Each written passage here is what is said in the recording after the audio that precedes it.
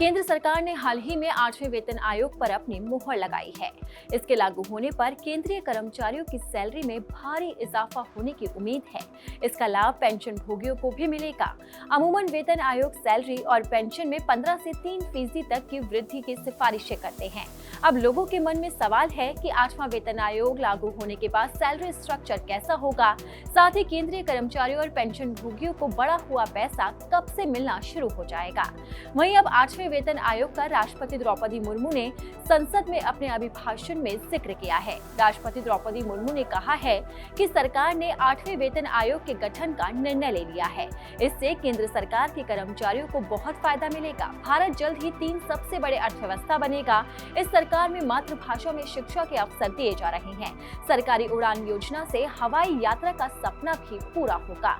अब आपको बताते हैं कि 8वें वेतन आयोग को लेकर क्या नया अपडेट है। केंद्रीय सूचना और प्रसारण मंत्री अश्विनी वैष्णव ने कहा था कि 8वें वेतन आयोग की सिफारिशें 2025 खत्म होने तक तैयार कर ली जाएंगी और इन्हें 2026 की शुरुआत में लागू किया जा सकता है। अभी केंद्रीय कर्मचारियों को 7वें वेतन आयोग के तहत सैलरी मिल रही है, जिसका कार्यकाल 1 जनवरी 2026 को खत्म होने वाला है। वहीं एक्सपर्ट्स का मानना है कि 8वें वेतन आयोग की सिफारिशें 1 जनवरी 2026 से लागू होंगी। इसका मतलब है कि केंद्रीय कर्मचारियों और पेंशन भोगियों को बढ़े हुए पैसे 1 जनवरी से मिलेंगे। अगर किसी कारणवश 8वें वेतन आयोग को लागू करने में कुछ देर होती है तो सरकार 1 जनवरी से ही बढ़े हुए पैसे जोड़कर भुगतान करेगी, यानी कि कर्मचारियों को एरियर मिलेगा। ये बड़ी खुशखबरी है। 7वें वेतन आयोग के तहत फिटमेंट फैक्टर 2.57 था। इससे केंद्रीय कर्मचारियों की न्यूनतम बेसिक सैलरी 7,000 रुपए से बढ़कर 18,000 रुपए हो गई थी। 8वें वेतन आयोग में अधिकतम फिटमेंट फैक्टर 2.86 की उम्मीद है। इस हिसाब से न्यूनतम बेसिक सैलरी 51,000 रुपए तक बढ़ाई जा सकती है। एक्सपर्ट्स का मानना है कि न्यूनतम बेसिक वेतन 41 से लेकर 51,000 रुपए महीने के बीच में रह सकता है।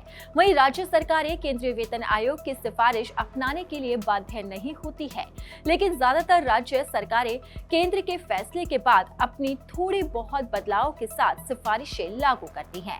मिसाल के लिए महाराष्ट्र और तमिलनाडु ने 7वें वेतन आयोग की सिफारिशों को बदलाव के साथ ही अपनाया था। ऐसे में 8वें वेतन आयोग की सिफारिश का लाभ कुछ बदलावों के साथ राज्यों के कर्मचारियों को भी मिलने की उम्मीद जताई जा रही है। अब देखना होगा कि 8वां वेतन आयोग कब तक लागू होता है। अगर आपको हमारा ये वीडियो पसंद आया तो इसे लाइक और शेयर जरूर करें। अगर अब तक आपने दैनिक जागरण को सब्सक्राइब नहीं किया है तो लेटेस्ट खबरों को जानने के लिए आप दैनिक जागरण को जरूर सब्सक्राइब करें।